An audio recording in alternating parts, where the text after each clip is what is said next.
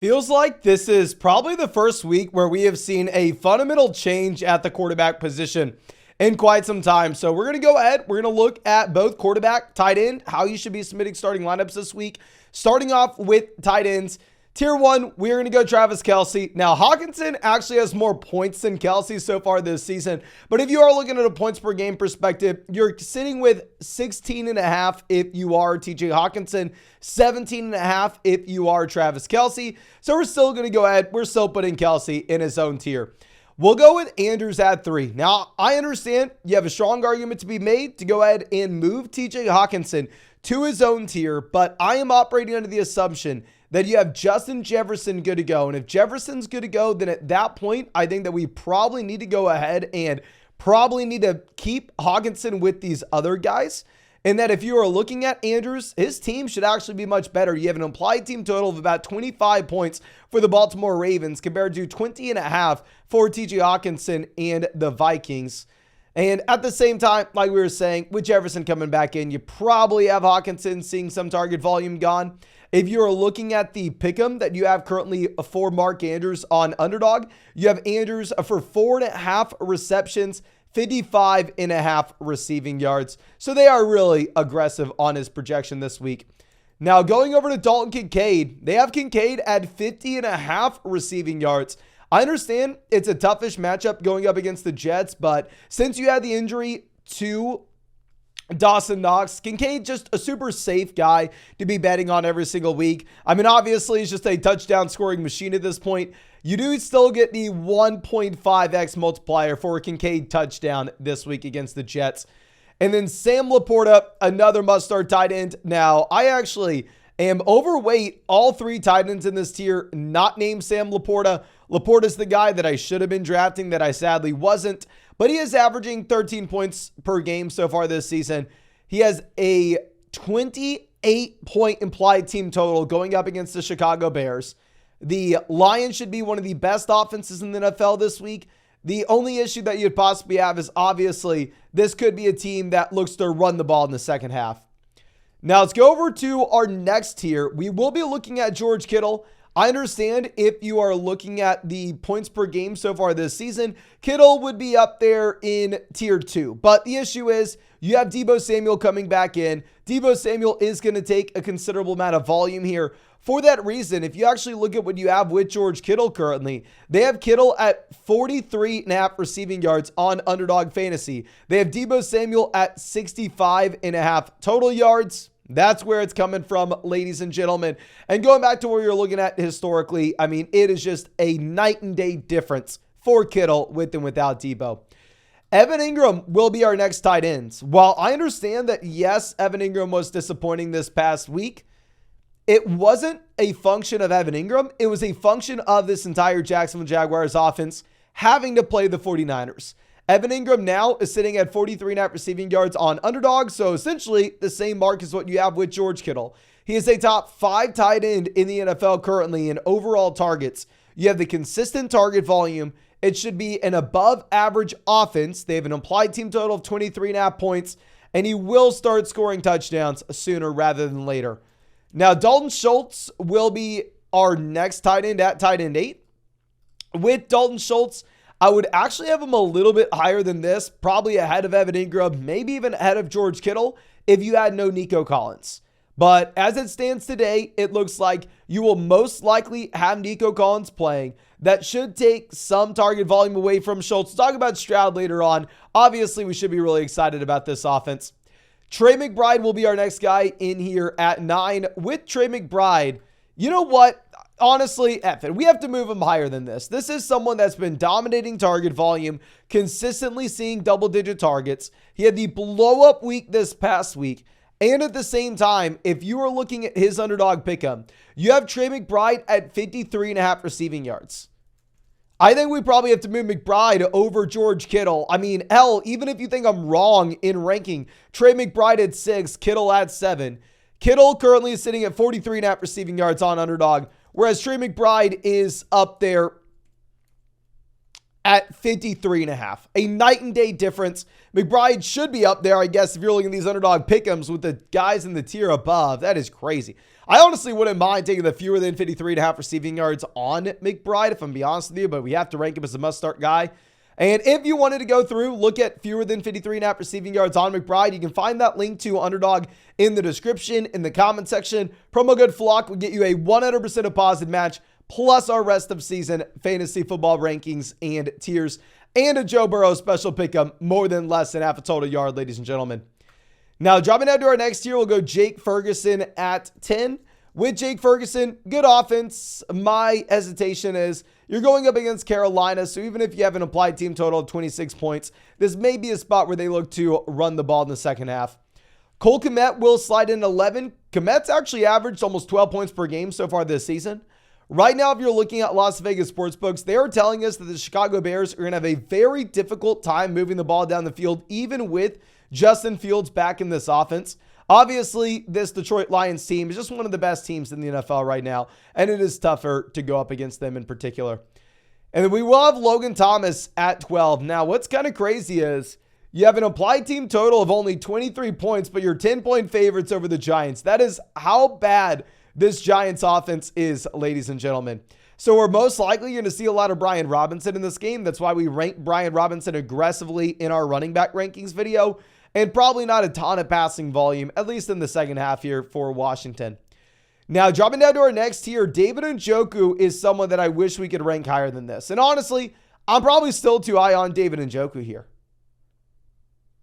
I mean, if you are looking at Njoku, this is a tight end that has been great over the past few weeks, but that's under the circumstance where you had Deshaun Watson. Now this looks to be one of the worst offenses in the NFL. You have a very tough matchup going up against Pitt. And I guess we'll go Pat Freiermuth here at 14. I mean, Freiermuth, probably way too high on him as well. The man did nothing before the injury. So why the hell should we think that he's going to do something after the injury? And it's a tough matchup against Cleveland. Honestly, we're going to move Pat Freiermuth to the bottom of this tier. Cade Otton will be that next guy. With Cade Otton, you're getting the 8.2 points per game. So higher than what we have with a lot of these other guys. Now, the issue is, okay, you're going up against the 49ers. The Bucs have an implied team total of 15.5 points, probably not getting anything. And then Luke Musgrave will be our next guy. I mean, averaging about 7.5 points per game. The matchup against the Chargers, kind of whatever, right? I mean, you are going to have the Packers as a team that has to throw the ball in the second half. Don't know if they will be able to, though. Now, let's go over to the quarterback position. Tier 1, we're going to go Jalen Hurts, Josh Allen, Patrick Mahomes. And I 100% understand why people are panicking on Josh Allen. I mean, I've had a lot of people in our live streams as of late asking if you need to bench Josh Allen this week, given the tough matchup against the Jets and given the recent struggles. And while, yeah, Josh Allen has been struggling in a big way from a real life perspective, and obviously his turnovers are having a large impact on the negative side of things for this Buffalo Bills team.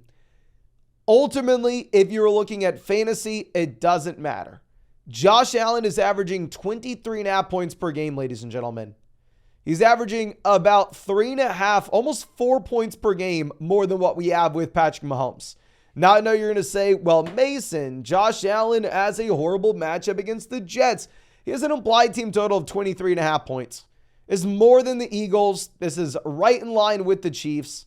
He's going to run the ball, so I agree. Yeah, Josh Allen, from a real-life perspective, obviously you wouldn't rank him here at this point, but from a fantasy perspective, he's still that dude.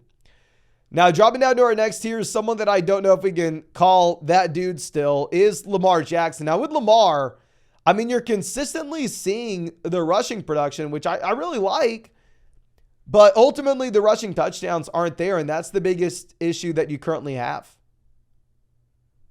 I mean, I'm really hoping that's going to change soon. I'm really hoping that Lamar Jackson will find the end zone. Right now, if you look at his underdog pick'em, they have him with a 1.25x multiplier to score a rushing touchdown this week. So it's almost at even odds. I don't know. Hopefully he does begin, because I drafted a lot of him and he's not producing like an elite player. Like CJ Stroud is actually averaging more points per game so far this season than Lamar Jackson. Sounds crazy, but it's true. CJ Stroud, almost 20 points per game going up against Arizona. Beautiful matchup. Almost impossible to not have him as a top 5 guy, right? You have a 26-point implied team total that's higher than the Eagles. That's higher than the Bills, higher than the Chiefs. That's higher than the Ravens. Now, the only issue that you would have in it is, oh, okay, well, you're not going to run the ball as much if you are CJ Stroud. Now, our next guy will be Justin Herbert. With Justin Herbert, injuries across the board, but the man is still producing 21 points per game, which is actually higher than Patrick Mahomes currently. You're going up against the Packers, probably doesn't have a shot to be a shootout game like it was against the Lions, right? So probably need to be a little more realistic here. And then dropping down to our next tier, we're going to go Dak Prescott. Dak has been phenomenal as of late. You're going up against Carolina, however, so you may see a similar issue to what we had this past week against the Giants. There's just no way this game's competitive, right? I mean, the Dallas Cowboys will be running the ball in the second half here, and I don't really see a shootout as a possibility considering that you have Bryce Young against the Dallas Cowboys defense here. Now, Tua will be our next quarterback at 8. With Tua, you're going up against the Raiders. You have an implied team total of 29 points. So you're supposed to be the highest scoring offense in the NFL this week.